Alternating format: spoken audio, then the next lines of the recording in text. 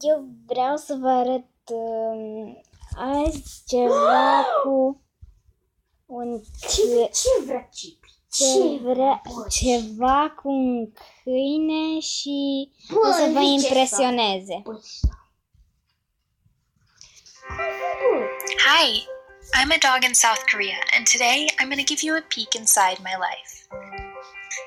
For most who enter this world, the first day on planet Earth is a happy one, filled with love and celebration, and for the really lucky ones, a warm blanket, a family, and a home. But for me, that day was far from joyful. My life started inside of a freezing cold wire cage on a dog farm in South Korea, where dogs are bred and raised for meat. The cage was covered in poo that was so old it ended up in hard piles around the cage, and it smelled horrible. My mom was too weak, cold, and sick to take care of me well. My siblings and I would desperately try to drink her milk, but she had little to give. One day, Mom stopped moving altogether. I nudged her again and again, trying to get her to respond, but she didn't. Day after day, she became less like Mom and more like the grub that was collecting the cage. This is where I grew up. About once a day, a man came to feed us, but our food came straight out of the garbage can. There are things in there that I didn't want to eat. Sometimes we were fed sick chickens who were still alive, and dead pigs, or even our own friends, other dogs. This was my life, day in and day out, through the blazing hot sun, the wet rain, and the icy snow. The wire cage didn't protect me from the elements at all, and of course I didn't get a blanket to keep warm. After growing up in these awful cages for a full year, never experiencing the outdoors or what it's like to run or even to be clean, a man pulled me out of my cage and violently crammed me into an even smaller transport crate with like 12 other dogs. All of our bodies were contorted and I could barely breathe. There was howling and barking all around me, and I was in such terrible pain. Then they started shoving this pipe into our cage to try and make more room for more dogs. The dog next to me let out a huge scream as he was jabbed by the pipe, and he started to bleed. Then they grabbed our cage and they threw it onto the truck like a crate of potatoes, and we landed on top of countless other cages with dogs. We were all completely immobile and without any idea why or what would happen next.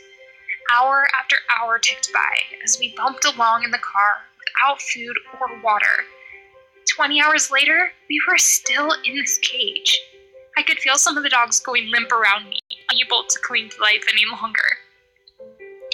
Finally, the truck pulled to a stop. Someone grabbed the crate I was in and kicked it off the truck, and we went crashing to the ground. Many of the paws and the tails that were sticking out of the cage were crushed and broken. Within moments, more cages packed with dogs crashed on top of us until the truck was totally empty. Then I watched from inside my cage as the men grabbed dogs and hung them up, beat them, and killed them. I closed my eyes as I saw my brother hung up and beaten with a pipe. I wanted to help him, but I could barely even move. Then one of the men came toward me.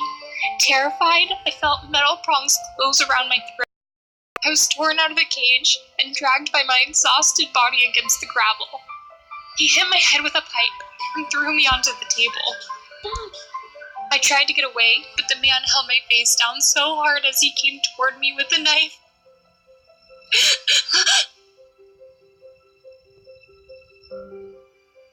This is what 5 million dogs go through every year in South Korea, just for the sake of meat.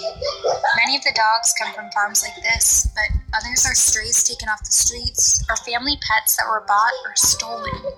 They're killed in all sorts of barbaric ways, from hanging to beating to throat slicing to electrocution. Some dogs are slaughtered on farms, while others are killed at slaughterhouses, dog meat restaurants, or even people's backyards. Every 13 seconds, a dog is slaughtered for human consumption. We don't have to allow this cruelty in our culture, and dog meat certainly isn't healthy for our bodies. We can thrive on a plant-based diet, which is healthy, humane, and eco-friendly. So for all of the dogs who have feelings and want to live life every bit as much as you and me, please say no to meat and choose compassion for them, for us, and for our planet.